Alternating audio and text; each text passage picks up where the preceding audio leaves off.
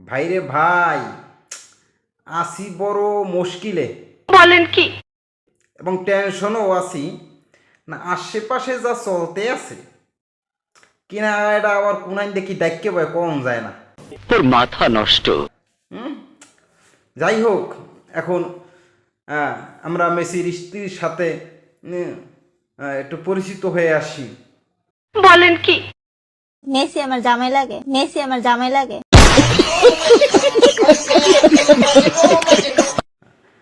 পরিচিত হলাম তার স্ত্রীর সাথে এবং তার ছেলের সাথে পরিচয় হয়ে আসি। মেসি আব্বা, মেসি মেসি মেসি আমার আব্বা, মেসি আমার আব্বা, মেসি ভাই, মেসি আমার আব্বা, মেসি আমার আব্বা।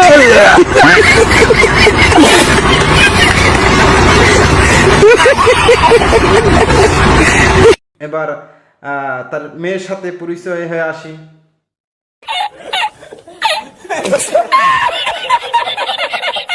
মেসি আমার বাপজান, মেসি আমার বাপজান, মেসি আমার বাপজান।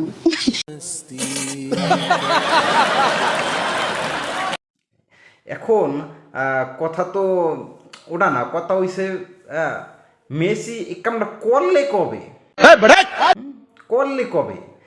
আমার যতটুকু ধারণা, হয়তোবা মেসি 2011-তে বাংলাদেশে আইছিল।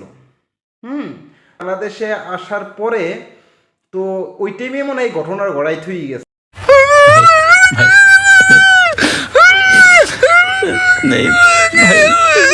নাহলে এই সাওয়াল পাওয়ালগুলো তো আগে দেখি নাই। যাই হোক, ওয়ার্ল্ড কাপের অজুহাতেও আমরা আরে সাওয়াল পাওয়ালের পরিচয়টা পাওয়া গেল, যে না, মেসি সাওয়াল পাওয়াল বাংলাদেশে আছে।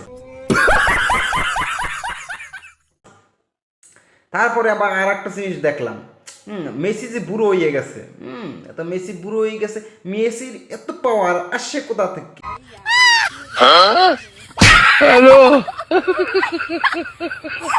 মেসি মালটা কেমন সেটাও ব্যাখ্যা করে দিল এক তরুণী। শুনে আসি। বুড়ো হলে কি হয়েছে, কিন্তু মাল ঠিক আছে। এই এই শুনলাম, বুঝলাম, আপনারাও বুঝেন। কি করুন ভাই, এগো কি ফ্যামিলি নাই? এগো ফ্যামিলি নাই, এগো যদি ফ্যামিলি থাকতে থাকে ভাই, এরা এরকম করে কেমনে? এরা করে কেমনে? এগো পাবনা পাগলাগারতে নিয়া আটকাই তোর মাথা নষ্ট।